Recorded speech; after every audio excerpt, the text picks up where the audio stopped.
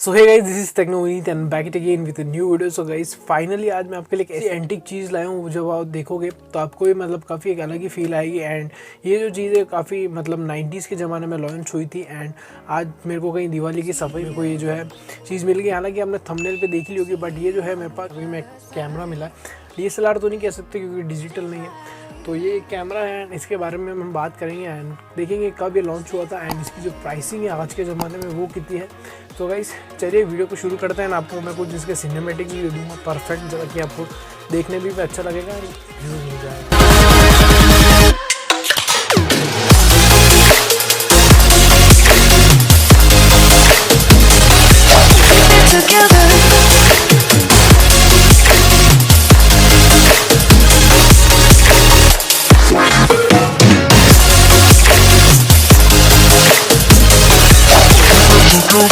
तो भाई सबसे पहले हम इसके थोड़े स्पेसिफिकेशन की बात कर ले कि जब ये 1980 में जब हमारे पास लॉन्च हुआ था, यानी लॉन्च लिया गया था, घर में से किसी ने लिया होगा, डैडी ने या फिर जिसने भी लिया था, मेरे को ध्यान नहीं इतना, मैंने इसके बारे में पूछा भी नहीं है।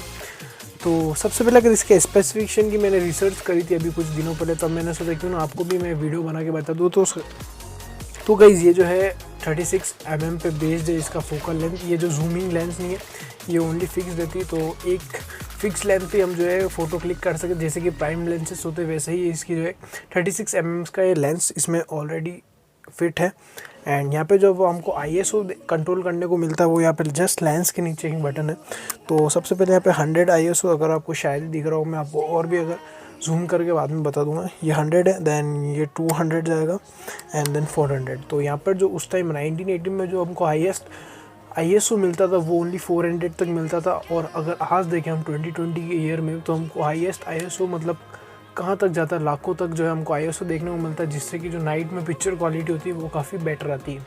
एंड गाइस ये जो कैमरा कंट्रोल करना होता है ना, तो उसमें क्या एक्चुअली उस टाइम जो है SD कार्ड नहीं लगते थे, क्योंकि हालांकि डिजिटल नहीं होते थे उसी ज़माने में। तो उस टाइम यहाँ पे रील्स लगती थी एंड रील्स के लिए पीछे एक बॉक्स ओपन होता था। ये बॉक्स ओपन होता था, यहाँ पे पूरी रील्स लगती थी एंड उस रील जो भी एक पिक्चर क्लिक होती थी वो रील्स में जाके इंसर्ट हो जाती थी। देन उस रील्स को धुलवाना पड़ता है एंड फिर जो है कहीं हमारा फ़ोटो जो है फ्रेम हो के आता। फ़ोटो क्लिक करने के लिए भी आपको मतलब यहाँ पे एक स्टेप करना पड़ता था, जैसे कि इसको ये जो बटन है इसको पीछे लेना पड़ता था। हालांकि मैंने पीछे ले लिया, तो मेरे को फर्स्ट एक क्लिक करना पड़ेगा। एक क्लिक करने की आवाज़ आती, दैन इसको जो मैं पीछे करना पड़ता है ऐसे, दैन इसे छोड़ दो, फिर कहीं जाके हमको क्लिक करना पड़ता है। तो हर एक फ़ोटो से पहले हमको ये ऐसे मतलब खींचना पड़ता है इसको किसी बाहर को। आई डोंट थिंक ऐसा क्यों करना पड़ता है। देन जो ये इसलिए करना पड़ता है ताकि जो है न्यू रील का हमारे पास आ जाए एंड उस रील पे जो है हमारी फ़ोटो पेस्ट हो जाएगी। देन हम ये जो है शटर बटन है उसको क्लिक करते हैं एंड फ़ोटो जो है हमारी क्लिक हो जाती है। एंड अभी जो है उसमें रील नहीं है, तो मैं आपको फ़ोटो क्लिक करके बता नहीं सकता हूँ कैसी क्वालिटी होगी, पता नहीं है। एंड इसका मेगापिक्सल भी मेरे को इतना कोई रिसर्च करा मैंने काफ़ी सारा, बट मिला नहीं कितना मेगापिक्सल्स का था ये।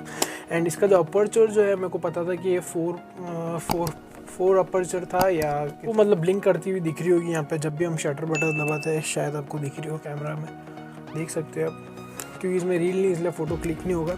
एंड आगे हमको कुछ नहीं दिया हुआ। आगे यहाँ पे जो के पास यहाँ पे दिया हुआ है देखने के लिए, फ़ोटो क्लिक करने के लिए, व्यू फाइंडर जिसे आप कहते हैं। एंड यहाँ पे हमको फोकसिंग लाइट दी गई है, वो व्यू फाइंडर के जस्ट पास ही दी गई है। एंड ऊपर शटर बटन दिया गया है। ऊपर शटर बटन ये है जो रिलीज़ करने के लिए बटन मैंने आपको अभी जस्ट बताया था।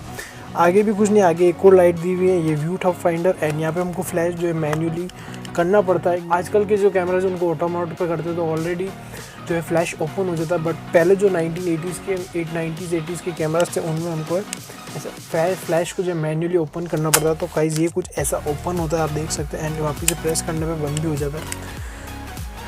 एंड लास्ट अगर इसकी प्राइसिंग की बात करें तो गाइस इसकी प्राइसिंग जो अगर हम 2020 के ईयर में देखें तो ये हमको कैमरा हमको देखने को मिलता है $154, जो मैंने किसी एक वेबसाइट पे देखा। इतना श्योर नहीं कि अभी मतलब कितना प्राइस, अमेज़ोन पे अवेलेबल नहीं था इसलिए मेरे को परफेक्ट प्राइस पता नहीं पड़ी, तो किसी एक्स वेबसाइट पे मेरे को देखना पड़ा। मेरे को थोड़ा मतलब यूँ अप्रोक्स पता चला कि $154 का है। एंड इस इंडियन कन्वर्ट करें तो ये हमको मिलता है 11,000।